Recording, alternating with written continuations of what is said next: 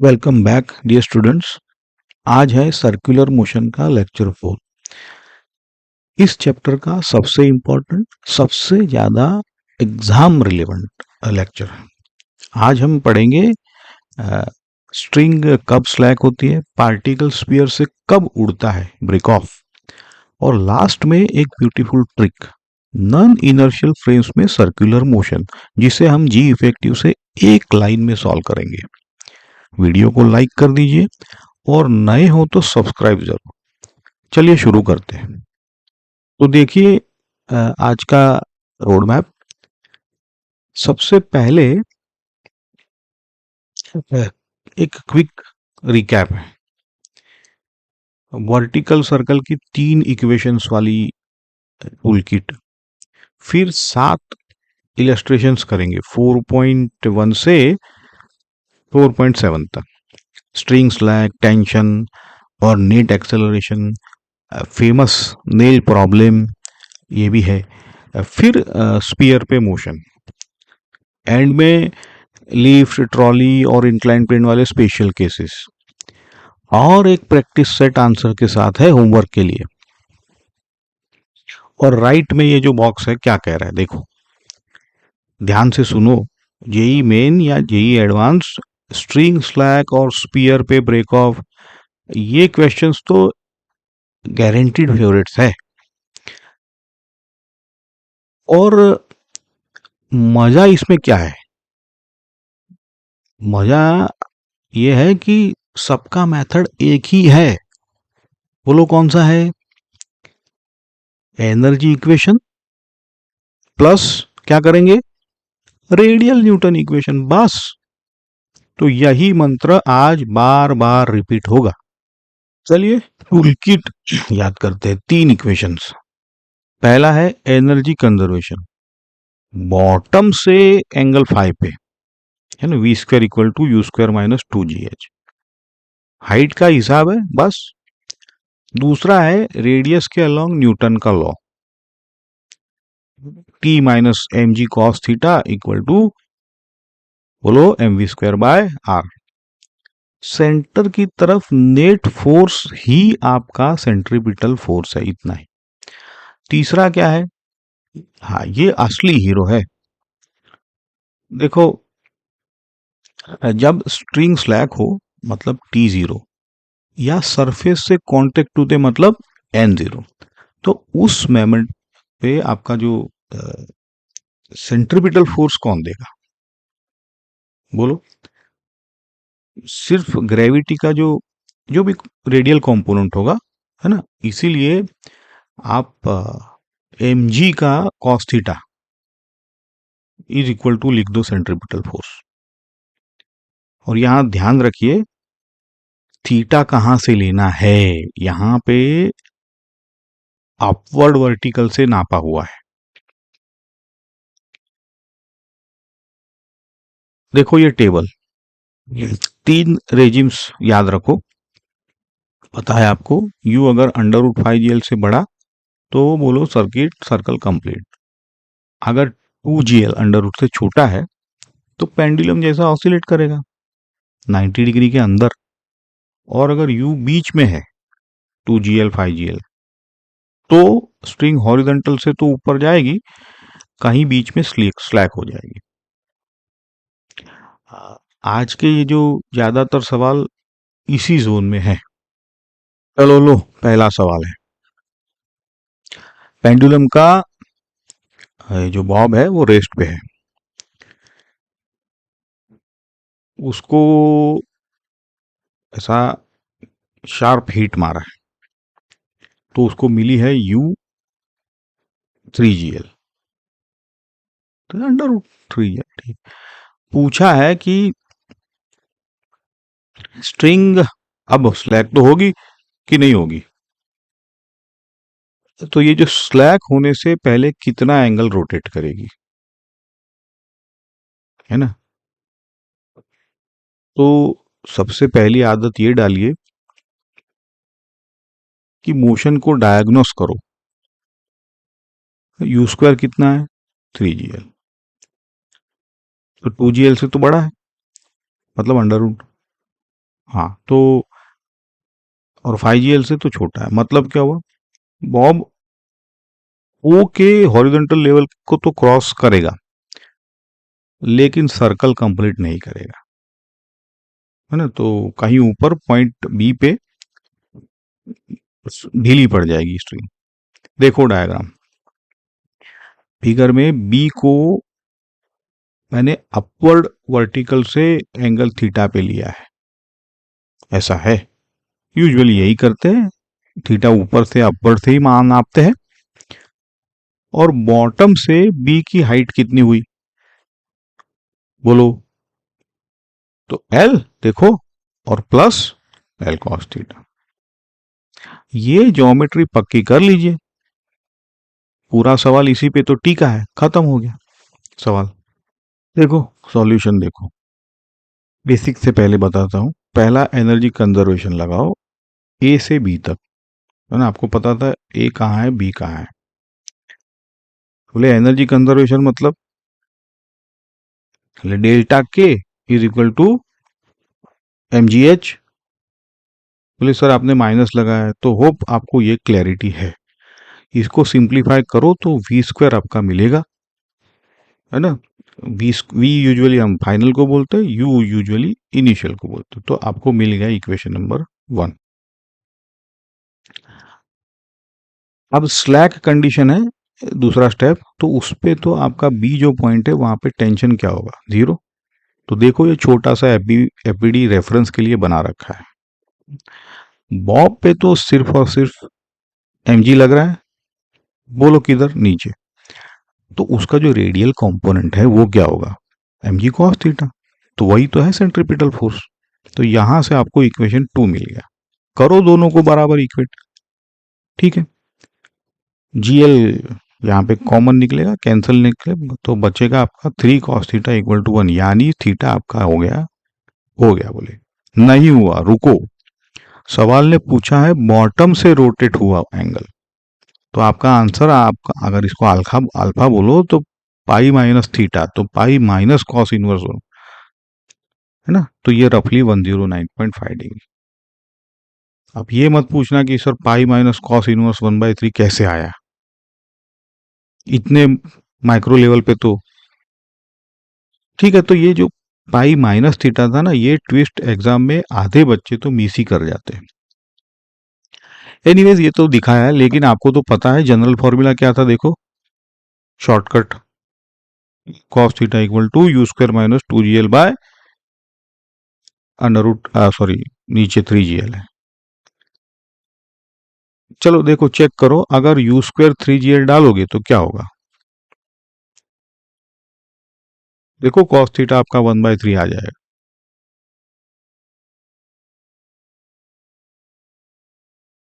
ठीक है ना। तो ये फॉर्मूला और भी एग्जाम्पल में काम आएगा। अगला सवाल है ये, थोड़ा डिफरेंट फ्लेवर है। बॉल वर्टिकल सर्कल में घूम रही है, मैक्सिमम और मिनिमम स्पीड का रेशियो 2:1 दे दिया है।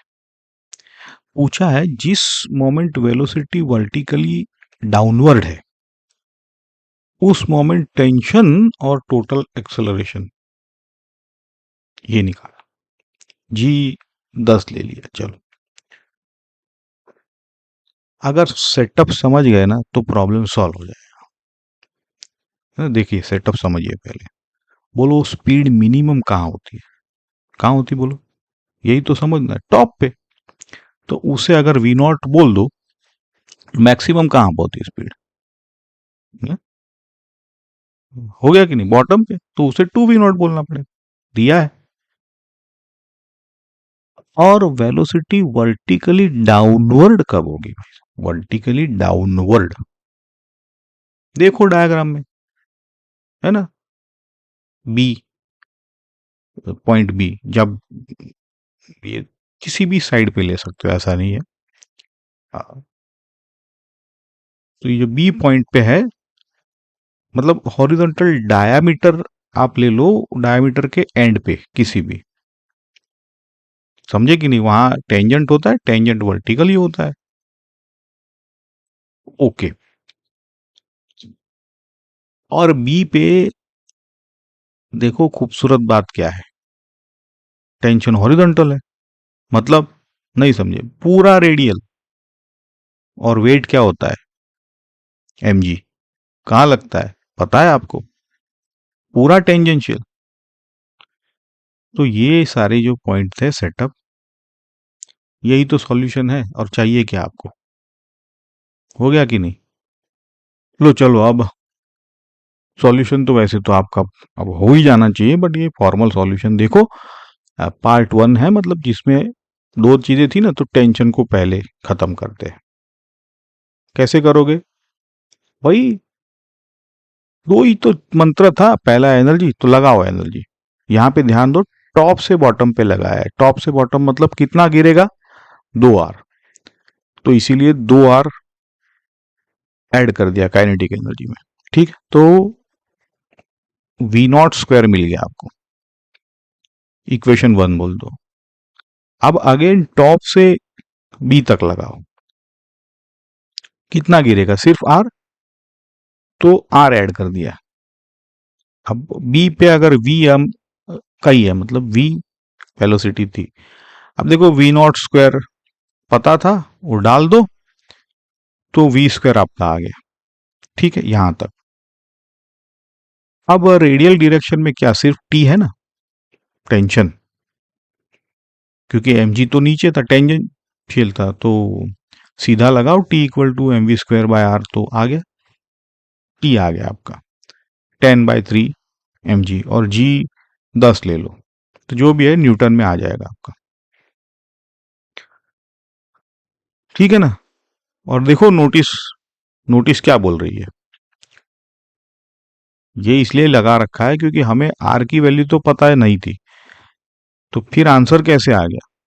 तो ये ऐसा सवाल आता है, तो ये रेशियो ने काम कर दिया हमारा। चलो कोई नहीं, अब एक्सेलरेशन निकालते चलो। चलो लो, ये एक्सेलरेशन की बात करेंगे यहाँ पे। एक्सेलरेशन मतलब बहुत आसान टॉपिक है, फिर भी बच्चे गड़बड़ पता नहीं करते हैं। ध्यान दो आप, पहले प्रॉब्लम सॉल्व करते। बी पे टेंजेंशियल डायरेक्शन कहाँ पे, वर्टिकल है, और उस डायरेक्शन में सिर्फ फोर्स कौन सा, mg था। मतलब क्या हुआ, तो AT=G हो गया कि नहीं। अगर अब रेडियल मतलब हॉरिजॉन्टल, बी पे डायमीटर था ना हॉरिजॉन्टल, तो रेडियल मतलब सेंट्रीपिटल, तो V²/r हो गया कि नहीं। अब ये दोनों जो है वो तो परपेंडिकुलर ही होते हैं ऑलवेज, तो सीधा पाइथागोरस लगाओ और वैल्यूज डालो। ठीक है ना, तो ये यहाँ पे अलजीब्रा में गड़बड़ मत करो, √109 अप्रोक्सीमेटली निकाल लो। ठीक है, वो सब तो ठीक है। यहां देखो ये इनसाइट क्या बोल रहा है, कॉन्सेप्ट की बात करता हूं, ध्यान से सुनो। नॉन यूनिफॉर्म सर्कुलर मोशन, बोले सर ये तो वर्टिकल सर्कल है, तो वर्टिकल सर्कल में वेलोसिटी है यूनिफॉर्म, क्योंकि mgh है ना, तो वेलोसिटी तो यूनिफॉर्म नहीं है, तो यही नॉन यूनिफॉर्म सर्कुलर मोशन। तो उसमें जो है वो नेट एक्सेलरेशन कभी भी प्योरली सेंट्रीपिटल नहीं होता है। बोले होता है ना, होता है, कहा, सिर्फ एग्जैक्ट टॉप पर या एग्जैक्ट बॉटम पर, ये समझ गए तो हो गया, काम निपट गया। बाकी हर जगह पे आप AT और AN दोनों को ये जैसे पाइथागोरस ही लगाना है, टेक्निकली वेक्टर ऐड कर दो। तो ये जो बताया, ये MCQ में ट्रैप आता रहता है, बट अब आप गलती नहीं करोगे। क्लियर है। अब आता है ऑल टाइम क्लासिक नेल वाला प्रॉब्लम है ये। ऐसा करते हैं हम लोग, सीधा डायग्राम से समझते हैं। पहले पहले डायग्राम देखो, ओ दिखा, ओ पे स्ट्रिंग बंधी हुई, स्ट्रिंग की लेंथ L है, और हॉरिजॉन्टल स्ट्रिंग अगर रखे तो जो बॉब था वो ए पे था पहले स्टार्टिंग में। अब यहां से अगर वो स्ट्रिंग मतलब वो बॉब को रिलीज करेंगे, तो डॉटेड लाइन में बॉब सीधा गिर के बी पे आएगा। और ये जो बी है वो एग्जैक्टली ओ के नीचे है, ठीक नीचे। अच्छा, अब इसी लाइन में नेल भी गड़ी हुई है ना, ओ के नीचे स्मॉल डिस्टेंस स्मॉल डी पे वो नेल गड़ी हुई है। तो होगा क्या, अब तो स्ट्रिंग नेल को टच करेगी इस पोजीशन पे और ये इस डॉटेड सर्कल घूमेगी। वो अगर उसके पास इनफ वेलोसिटी है तो सर्कल पे घूमेगी। अब ये सर्कल का रेडियस कितना होगा बताओ, स्ट्रिंग की लेंथ एल माइनस डी, इतना ही तो होगा सर्कल का रेडियस। अग्रीड। चलो अब देखो क्या पूछा है। पहला है, 3 सवाल पूछे कि लोवेस्ट पॉइंट पे कितनी स्पीड होगी बॉब की, तो वो तो आसान है, √2gh। अब ये जो बी और सी है ना, इसी की वजह से ये फेमस हो गया इतना। आपको प्रूव करना है कि अगर ये जो स्मॉल डी है वो 0.6L हो तो पूरा सर्कल कंप्लीट करेगी। बोलो उसके लिए क्या करने वाले हो आप, है ना, ये पूरा सर्कल कब कंप्लीट करता है बस। और तीसरा है जो कि अटपटा है कि इस मोमेंट पे, मतलब जो बॉब बी पे आएगा तो उसका टेंशन में क्या चेंज होगा। बोले समझा नहीं, तो समझेंगे तो ऐसा करो कि पहले नेल नहीं थी तब टेंशन क्या था बी पे, फिर जब नेल है तब टेंशन क्या होगी जब नेल नेल से टच हो गई। बोले कोई फर्क नहीं, ऐसा तो नहीं होगा ना, देखते हैं, इसीलिए ठीक है। तो आप एक बार और प्रॉब्लम को समझो और फिर इसे खुद से करने की कोशिश करो, तभी मजा आएगा। देखो सॉल्यूशन, पहला पार्ट तो आसान था, v इक्वल टू √2gh होता है। चाहे एनर्जी कंजर्वेशन से कर लो एनर्जी कंजर्वेशन से करो तो बोलो mgh इक्वल टू डेल्टा के, वहां से आपको, नहीं तो काइनेमेटिक से तो हमें पता ही था, एच हाइट गिरता है, v क्या होती है बोलो, √2gh। तो वो पार्ट तो आसान था। अब बी पार्ट था कि कंप्लीट सर्कल करने के लिए बोलो कंडीशन क्या थी, √5gr। ठीक है, पहले ये देख लो फिर बताता हूँ। √5gr ठीक है, हमारे पास वेलोसिटी कितनी थी, √2gl। तो √2gl has to be greater than और इक्वल टू √5gr, जिसमें r अपना l माइनस डी था। कंडीशन रख दी, स्क्वायर रूट को हटाओ, सिंप्लीफाई करो तो 0.6L आ जाता है आपका, तो प्रूव हो गया, है ना। लेकिन देखो बॉक्स में अगर कोई पूछे कि ये √5gr कहां से आया, बोलो 5gr तो मिनिमम वेलोसिटी थी, तो मिनिमम के लिए टॉप पे t0 होना चाहिए, तभी तो एनर्जी टेंशन में वेस्ट नहीं होगी। वहां से आपका v² टॉप gr आया, तो एनर्जी से बॉटम तक आप +4gr करो तो यहां से 5gr। 10 सेकंड का डेरिवेशन है, हमेशा रेडी रखो। और ये नीचे फिजिकल पिक्चर भी समझ लो, नेल बॉल की स्पीड नहीं बदलेगी, है ना, वो उस इंस्टेंट पे एक्ट करेगी, लेकिन कोई उस इंस्टेंट पे वर्क तो करती नहीं है वो, है ना, वो सिर्फ रेडियस छोटा कर देती है, और छोटा रेडियस तो आसान लो, समझे आप, इतना ही था इसमें।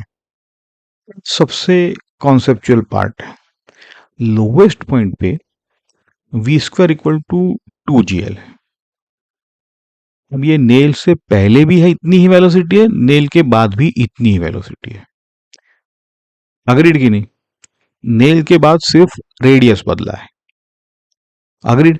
अच्छा, तो नेल से पहले आपका रेडियस क्या था, एल था, तो यहां पे आपने t minus M G equal to mv²/l कर दिया, ठीक है भाई, तो t बिफोर आपका आ गया 3mg।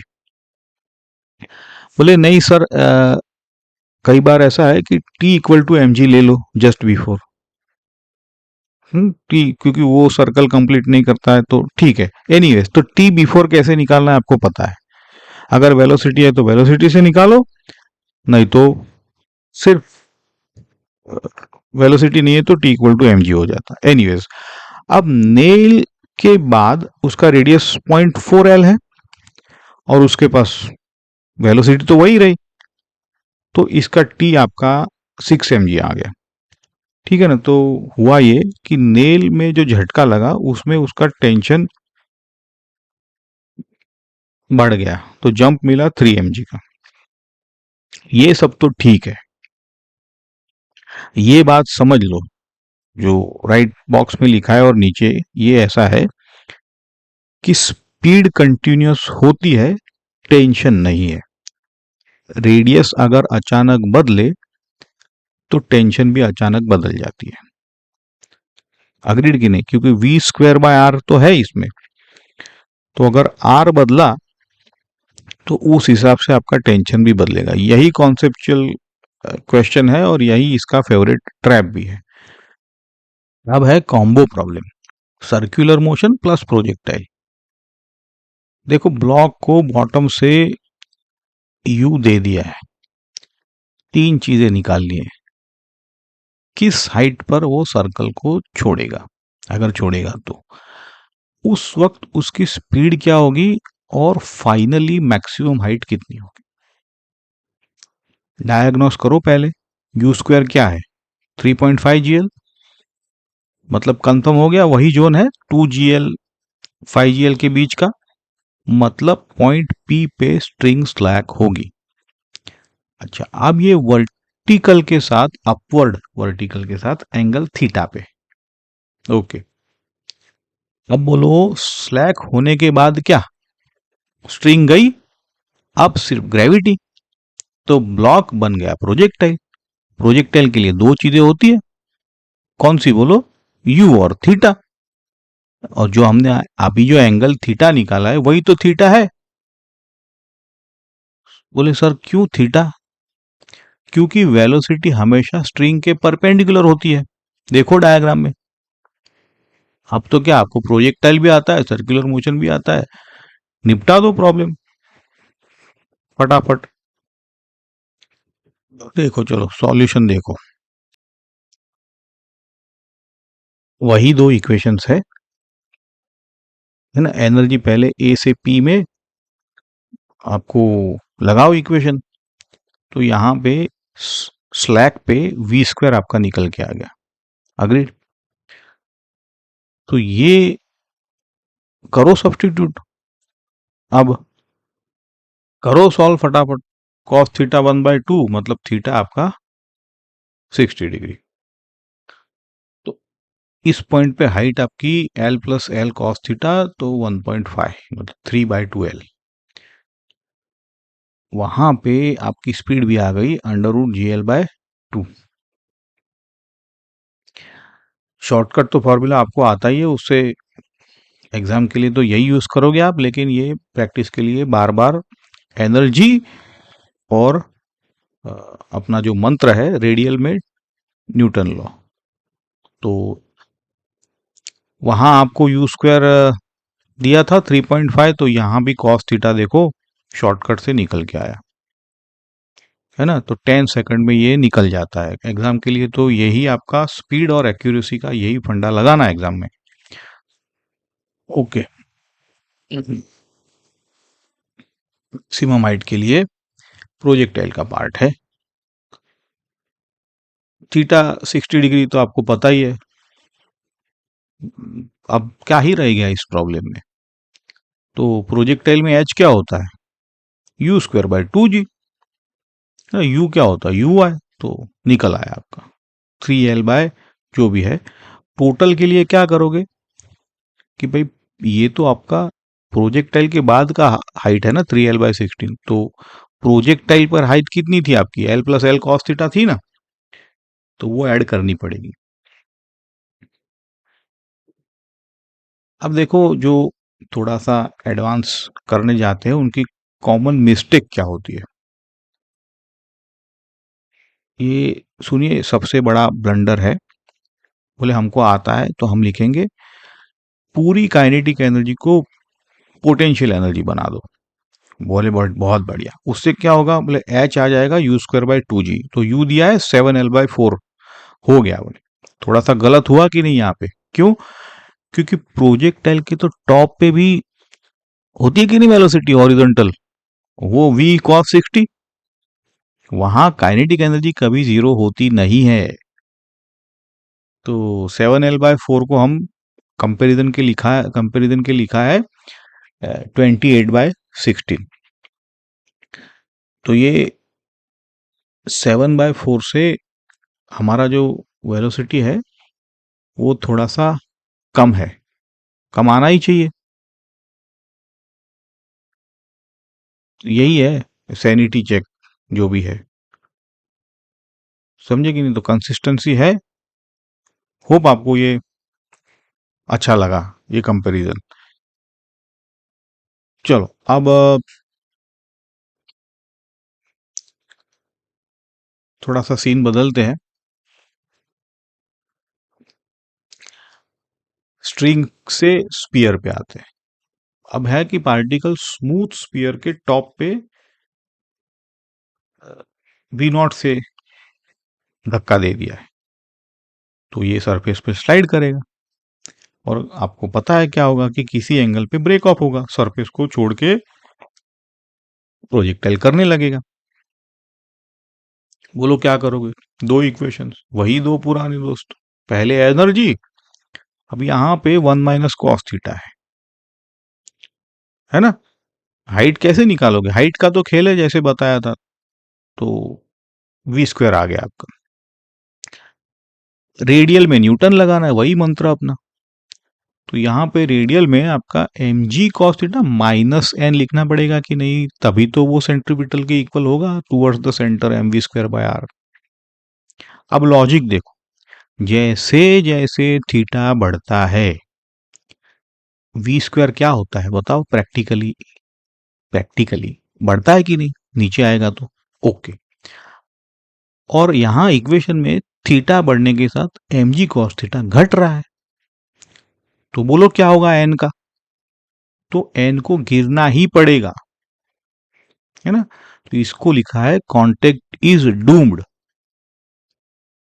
तो छूटना तो है ही, सवाल सिर्फ ये है कि अब कहां छूटेगा। समझे कि नहीं? ये देखो निकालते हैं कहां छूटेगा वो बात भी, वैसे तो आपको आता ही है। तो छूटने का मतलब है n को 0 रखो, तो v² आपका आ गया। यही v² जो है वो एनर्जी वाली इक्वेशन में डालो, सॉल्व करो, और मिल गया आपको जो भी फॉर्मूला था, master formula, v² plus 2gr/3gr।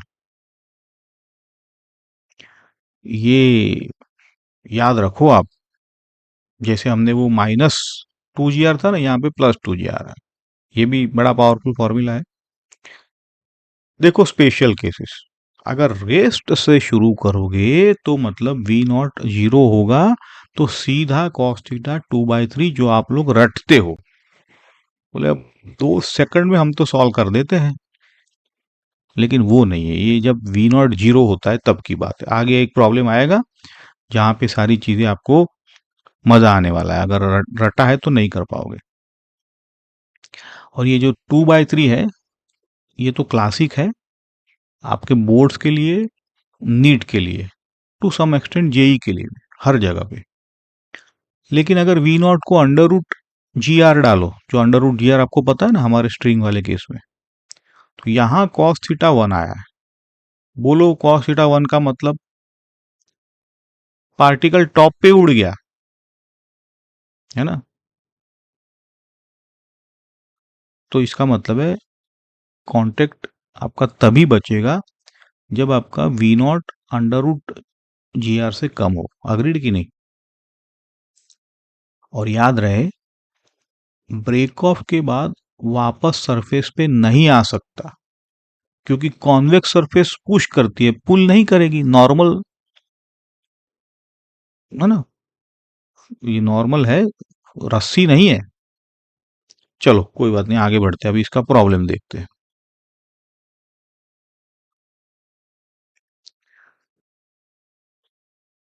देखो क्या बोलता है प्रॉब्लम, वही थियरी वाला बेसिक प्रॉब्लम है।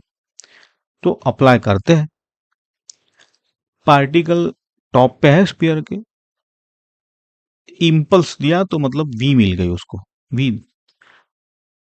तो लगाओ टॉप पे अपना मंत्र वाला, रेडियल डायरेक्शन में न्यूटन, तो एम जी माइनस एन आएगा इक्वल टू सेंट्रीपिटल, तो एन आपका आ गया। तो यहां देखो, स्पीड जितनी ज्यादा, नॉर्मल उतना कम, है ना इंटरेस्टिंग। बी देखो, अब कांटेक्ट के लिए तो N has to be greater than और इक्वल टू जीरो। तो हमें पता है V maximum under root G R, उससे ज्यादा अगर वी दे दिया तो टॉप पे ही टाटा बाय बाय। बढ़ते आगे, सी पार्ट सॉल्व करते हैं। अब V one equal to under root G R by two, तो वी वन स्क्वायर आपका जी आर बाय फोर कहाँ छोड़ेगा, वही स्टेप्स। एन जीरो पे V two square R G cos theta, energy से V two square equal to V one square plus two G R one minus cos theta.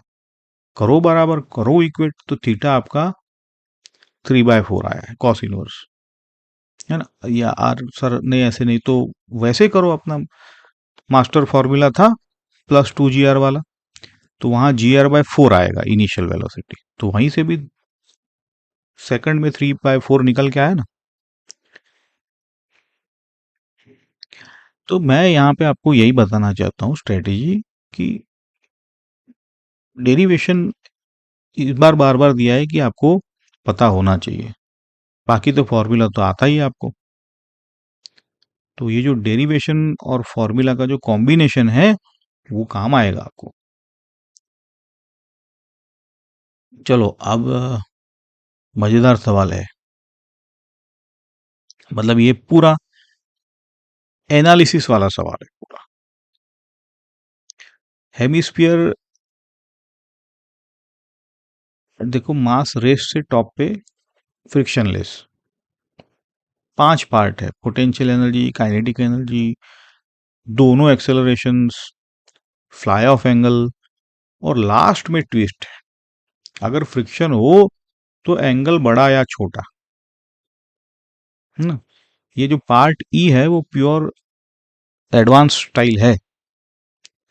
अभी यहां पर तो हम कोई फॉर्मूला नहीं है, मैं सिर्फ एक रीजनिंग दूंगा। ठीक है, चलिए एक एक करके इसको निभाते हैं। देखो, हाइट ड्रॉप तो आपको पता है स्पीयर में, है ना, वन माइनस कॉस थीटा लिख दो। तो डेल्टा यू क्या होगा आपका, है ना, इनिशियल माइनस तो माइनस ही आएगा ड्रॉप का मतलब। काइनेटिक एनर्जी का क्या, एनर्जी कंजर्वेशन से, क्योंकि एन वेलोसिटी के हमेशा परपेंडिकुलर है, तो भाई साहब जीरो वर्क होता है एन का, है ना। तो यहां से kinetic energy as a function of theta मिल गया आपको। देखो, और सी में इसी से आप वी स्क्वायर निकाला, तो ए आर आपका आ जाएगा V theta square by R, तो ये, और ए टी तो आपको पता ही है जी साइन थीटा, है ना। मतलब ये एम जी साइन थीटा से ये आया है, जी साइन थीटा। देखो, और ये जो सवाल है वो वाइवा में आता है, बड़ा इंटरेस्टिंग कॉन्सेप्ट है जो आपको आप आगे पढ़ के ही यहां तक आते हो। बोले एन जो है वो तो नॉन कंजर्वेटिव फोर्स है, तो एनर्जी कंजर्व कैसे हो रही है। जवाब याद रखो, परपेंडिकुलर फोर्स का वर्क जीरो है, जीरो फोर्स नहीं, जीरो वर्क है, शॉर्ट में दिखाया है। तो एनीवेज, तो यहां पे तो आपको सिर्फ वो कॉन्सेप्ट चेक था। आगे बढ़ते, इसको आगे बढ़ाते हैं।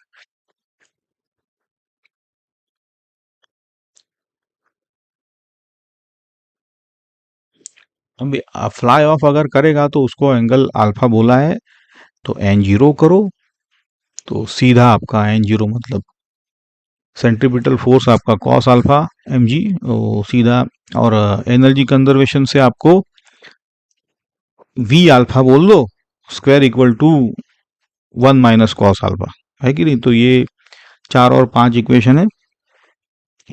अब यहाँ पे एलिगेंट मूव ये है कि 4 को 5 से डिवाइड करो, मास तो गया, जी भी गया, तो साफ सुथरी इक्वेशन आपको मिल रही है 2 - 2 cos alpha is equal to cos alpha. यहां से कॉस अल्फा 2/3, अप्रोक्सीमेटली 48.2। भाई मास्टर फॉर्मूला भी तो वही था, वी नॉट जीरो डालो तो 2/3 आता है। तो क्लासिक रिजल्ट है ये, टेक्स्ट बुक रिजल्ट। अब आते हैं सारा ट्विस्ट का मामला, देखो जहां पे थोड़ा सा यहां वहां करते हो। फ्रिक्शन हो तो क्या, कौन सी बड़ी बात है, यहाँ तो रीजनिंग ही देखो। सोचो, फ्रिक्शन तो एनर्जी खाएगी, है ना। तो पार्ट डी वाले एंगल अल्फा पे स्पीड जो वी अल्फा, वो कम होगी कि ज्यादा होगी, कम होगी। तो M V square by R छोटा है, तो एम जी कॉस अल्फा से आपका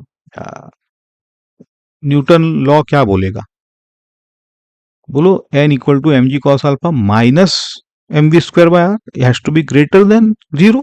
एन तो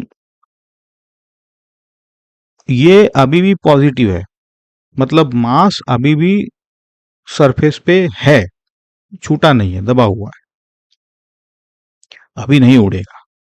तो एन को जीरो होने के लिए थीटा को और आगे जाना पड़ेगा कि नहीं। तो आंसर है फ्रिक्शन के साथ मास बड़े एंगल पे उड़ेगा। रीजनिंग आपको दिया है, वैसे इंट्यूशन भी आपको फटाफट आ ही जाता है समझ में। यहाँ पे देखा आपने, ना कोई फॉर्मूला, ना कोई लंबी कैलकुलेशन, ये मैथमेटिकली इनइक्वालिटी आर्ग्यूमेंट से हमने। तो जेई एडवांस में ऐसे सोचने के तरीके के एग्जाम्पल है जो हम करेंगे डीपीपी में। अभी तो थोड़ा सा फटाफट आगे बढ़ते हैं। ये मस्त सवाल है, मेरा फेवरेट है ये। इस फैमिली का जो है स्पीयर वाले, उसका लास्ट है। स्पीयर पे है पार्टिकल, लेकिन इस बार टॉप पे नहीं है, 30 डिग्री है वर्टिकल से, और वहां से रेस्ट से छोड़ा है। तो पहला है just after release we zero, तो सेंट्रीपिटल रिक्वायरमेंट जीरो हो गया, तो सीधा रेडियल बैलेंस आपको एन मिल जाएगा, एम जी कॉस, तो सीधा एन मिल गया। सिंपल है ना। तो लेकिन सिर्फ तब जब आपको दिखे कि वी जीरो होने से सर्कल वाली डिमांड खत्म हो गई यहाँ पे। अब मजा है बी वाला पार्ट की, कॉन्टेक्ट कहाँ छूटेगा, है ना। तो एन जीरो, वी स्क्वायर आपका are G cos theta energy के लिए। लेकिन ध्यान यहाँ देना है कि स्टार्ट 30 डिग्री से है, तो यहाँ पे इसीलिए ये एनर्जी इक्वेशन जो लिखा है वो कॉस 30 - कॉस थीटा। मैं थोड़ा फटाफट जा रहा हूं, क्योंकि अब तो एनर्जी इक्वेशन आपको पता है, डेल्टा के इक्वल टू डेल्टा एच, है ना। करो बराबर, तो 3 cos theta equal to √3 - cos theta, ये 1/√3 आया कॉस थीटा। यहां से डिस्टेंस तो आर्क लेंथ होता है, तो आर्क लेंथ क्या हुआ आपका, थीटा माइनस जो 30 डिग्री था, जिसको π/6 लिखेंगे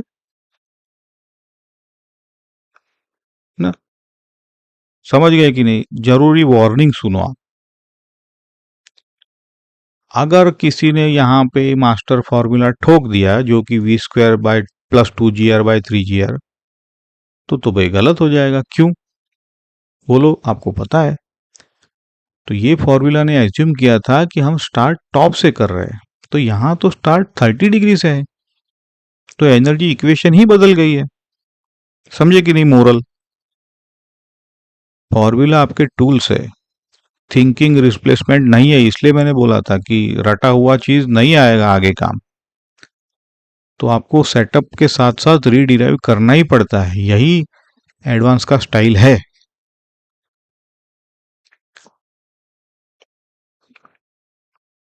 चलो अब लास्ट टॉपिक है ये। तो यहां वो वाला मैजिक है। लिफ्ट ऊपर जा रही है, उसका एक्सेलरेशन ए होता है ना? और अंदर वर्टिकल सर्कल। तो क्या करेंगे भाई, लिफ्ट के फ्रेम में सूडो फोर्स एम ए नीचे, तो बॉब के लिए अब इफेक्टिव ग्रेविटी बढ़ जाएगी, है कि नहीं? जी इफेक्टिव जी प्लस ए सीधा नीचे की ओर। और अब कमाल यह है कि सारे पुराने फॉर्मूला जिंदा है, बस आपको जी की जगह जी इफेक्टिव डालना है, बात खत्म। तो वी टॉप आपका अंडर रूट जी एल, वहीं पर जी इफेक्टिव, बॉटम 5 GL, बस जी इफेक्टिव है ना। सूडो फोर्स यूनिफॉर्म है, तो वो ग्रेविटी जैसे ही बिहेव करती है, तो एनर्जी कंजर्वेशन भी लिफ्ट फ्रेम में चलेगा। तो कहने का मतलब है एक ही सब्स्टिट्यूशन में ये पूरा चैप्टर रिसाइकल हो रहा है। हाँ, लेकिन ये यूनिफॉर्म होना जरूरी है इसमें, ये बात समझे कि नहीं? अगर यूनिफॉर्म नहीं होता एक्सेलरेशन तो गड़बड़। बट इससे आगे नहीं होता है। चलो आगे ये दूसरा केस भी देख लो। ट्रॉली दिख रही है, ट्रॉली नीचे दो पहिए। अब ये आगे जा रही है हॉरिजॉन्टल एक्सेलरेशन ए से, तो पता है सूडो फोर्स तो एम ए पीछे लगेगा। अब क्या करोगे, ग्रेविटी तो नीचे लग रही है भाई साहब, दोनों परपेंडिकुलर है, तो आपको जी इफेक्टिव कैसे लिखना है पता है, अंडर रूट है। और कोई पूछे टेन थीटा, तो टेन थीटा होता है ए बाई जी। यहां सबसे बड़ी कॉन्सेप्चुअल बात क्या है, देखो डायग्राम में, पी और ओ, पी और क्यू सॉरी। तो इस दुनिया के नीचे अब जी इफेक्टिव की डायरेक्शन है, तो सर्कल का लोवेस्ट पॉइंट पी और हाईएस्ट पॉइंट क्यू, दोनों ये जी इफेक्टिव वाली लाइन पे है, टिल्टेड है वहां पे। तो आपका वी क्यू जो बोलोगे वो जी इफेक्टिव, और वी पी जो बोलोगे वो अंडर रूट 5 GL, ऐसा। फिजिक्स तो सेम है, बस थोड़ी सी पिक्चर घूम गई है ना। डाउन को यहाँ रीडिफाइन किया है और हो गया, समझे कि नहीं? चलो कोई नहीं, आगे बढ़ते। ये नया केस 3 बोल दिया, इंक्लाइन प्लेन। अब इंक्लाइन स्मूथ होनी चाहिए फ्रिक्शन के बिना, तो बात बन जाएगी। बट ये इंक्लाइन एंगल थीटा पे है, और प्लेन के अंदर ग्रेविटी का कंपोनेंट क्या आएगा, प्लेन प्लेन प्लेन जो है थीटा पे, G sine theta, down the slope. तो वही हमारा जी इफेक्टिव होगा कि नहीं, बोलो, सोचो थोड़ा, और क्या हो सकता है।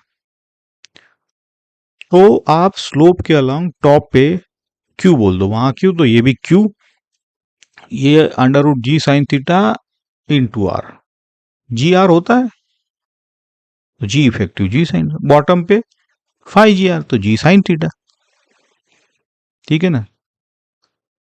तो ये पूरा टॉपिक देखो एक लाइन में, हर वर्टिकल सर्कल फॉर्मूला में किसी भी यूनिफॉर्मली एक्सेलरेटेड फ्रेम होनी चाहिए, तो ये तब वैलिड है, बस आप वहां पे जी को जी इफेक्टिव डाल दो, है ना, मैग्नीट्यूड भी और डायरेक्शन भी सब कुछ।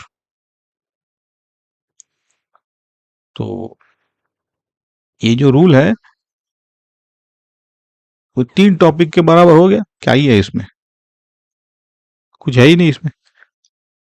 चलो अब निपटाते हैं चीजों को, ये इंपॉर्टेंट है सबसे, का होमवर्क है, 9 प्रॉब्लम है, इंक्रीजिंग ऑर्डर में डिफिकल्टी है। देखो आप पॉज कर लो, मैं आपको क्या है वो बता देता हूँ, क्विक टूर काइंड ऑफ करा देता हूँ आपको। पहला प्रॉब्लम है कैबिन जी से ऊपर, जी इफेक्टिव सोचो खत्म। दूसरा पैग वाला, वो नेल प्रॉब्लम का कजिन है, खत्म। अंडरवुड जीएल प्रोजेक्शन, तो टेंशन इक्वल्स वेट कंडीशन। फिर है 5 मीटर स्ट्रिंग, 8 मीटर हाइट, तो ये तो है भाई साहब स्लैक वाला एनालिसिस। ओके, अब स्पीयर 30 डिग्री है, आज ही किया है, दोहराओ खुद। स्प्रिंग वाले में एनर्जी प्लस एन, ये हो जाएगा mg की कंडीशन। और ये दो चैलेंज प्रॉब्लम्स है, 8 और 9। थोड़ा सा एकदम हल्का सा एक्स्ट्रा दिमाग लगेगा, कुछ है ही नहीं। और उसमें तो हिंट भी दे दिया है, work energy theorem, mu M G D हर पास पे।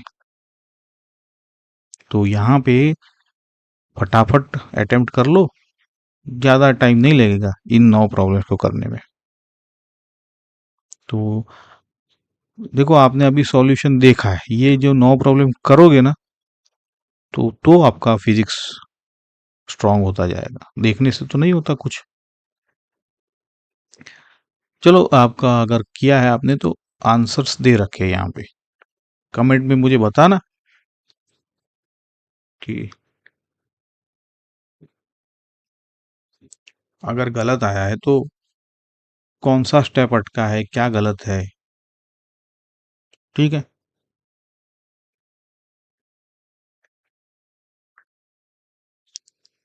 अब ये आपके अगर कमेंट के बेस पे मैं या तो मेरी टीम रिप्लाई करेगी।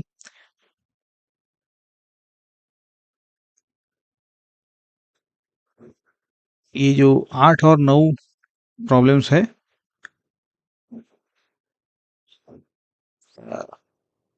अभी तो 5 वाला लेक्चर हमने इंक्लूड नहीं किया, लेकिन वो शुरू इसके डिसेक्शन से शुरू होता है। चलो अब इसको निपटाते हैं, लेक्चर को समराइज करते हैं। मतलब पूरा लेक्चर जो है 1 मिनट में। पहला क्या है, आपकी जो लॉन्च स्पीड है उससे मोशन क्लासिफाई करो, ऑसिलेट है, स्लैक है, या कंप्लीट कर रहा है। दूसरा है, हर जगह वही दो इक्वेशंस है, कौन से बोले, एनर्जी प्लस रेडियल न्यूटन, बात यहीं से खत्म हो जाती है, ये देखो कितना पावर। तीसरा है, स्लैक बोलो या ब्रेक ऑफ बोलो, मतलब क्या करना है, टी या एन को 0 रखना है अपने जो दो इक्वेशन है उसमें। और v² equal to G R cos theta, तो वहां से वो। चौथा है, दोनों मास्टर फॉर्मूला आपको काम आने चाहिए। स्ट्रिंग के लिए माइनस था 2gl, और स्पीयर के लिए +2gr था। पांचवा है प्रोजेक्टाइल, वो जो छोड़ने के बाद होता है, तो वहां पे काइनेटिक एनर्जी 0 नहीं होती है, इसलिए आपकी हाइट थोड़ी कम आती है। छठा है, नॉन इनर्शियल फ्रेम है तो लड्डू ही है, सीधा जी इफेक्टिव कर दो, है ना। तो ये 6 ही पॉइंट है, अगर ये मुट्ठी में है तो वर्टिकल सवाल सर्कल का कोई भी सवाल आपको नहीं रोक पाएगा। अगले लेक्चर में थियोरेटिकली आपका चैप्टर टेस्ट है, मिक्स्ड वाले जेई एडवांस प्रॉब्लम है, प्लस डाउट क्लियरिंग है, वैसा सब। तब तक आप होमवर्क पूरा करो, और क्या करो, वीडियो को लाइक करो, शेयर करो दोस्तों के साथ, चैनल को सब्सक्राइब करो। पढ़ते रहो, आगे बढ़ते रहो, and thank you for your patience.